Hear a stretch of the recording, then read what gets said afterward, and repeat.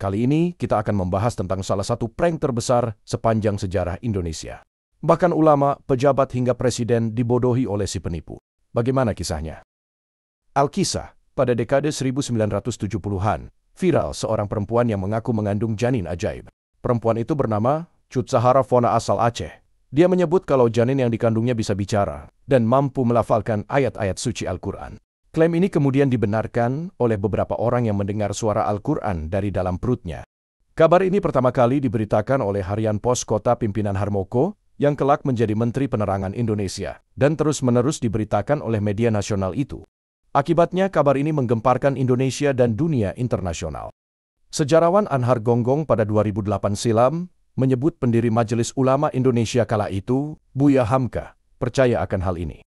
Katanya, kalau Tuhan menghendaki, maka apapun terjadi, begitu pula dengan janin Cut Zahara. Meluasnya kabar ini membuat pejabat tinggi sekelas Wakil Presiden Adam Malik dan Presiden Soeharto mempercayainya.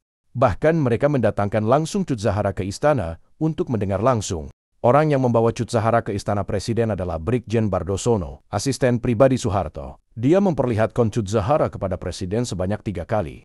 Selama itu pula, konon Soeharto mendengar langsung ayat-ayat suci tersebut. Begitu pula Adam Malik yang menempelkan kupingnya di perut Cut Zahara. Namun, kabar ini membuat Ikatan Dokter Indonesia gerah.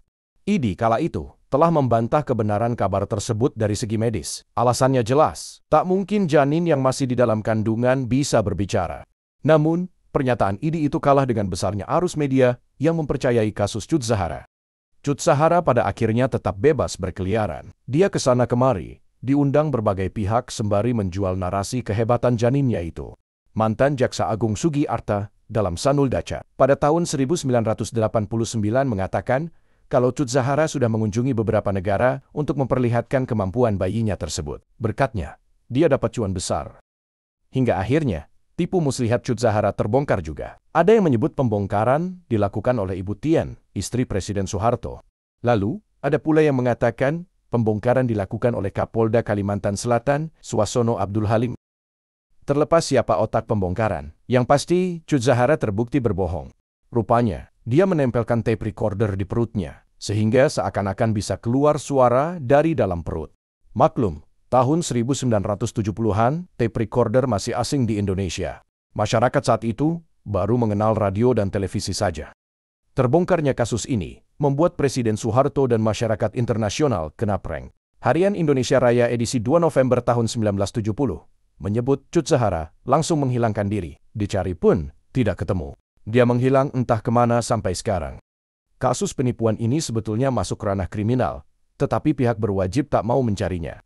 Jurnalis Mohtar Lubis menyebut ini adalah bukti kedangkalan masyarakat kita yang terlalu percaya tahayul di samping pemikiran rasional. Bahkan, sekelas pejabat dan para jenderal saja percaya tahayul omong kosong ini.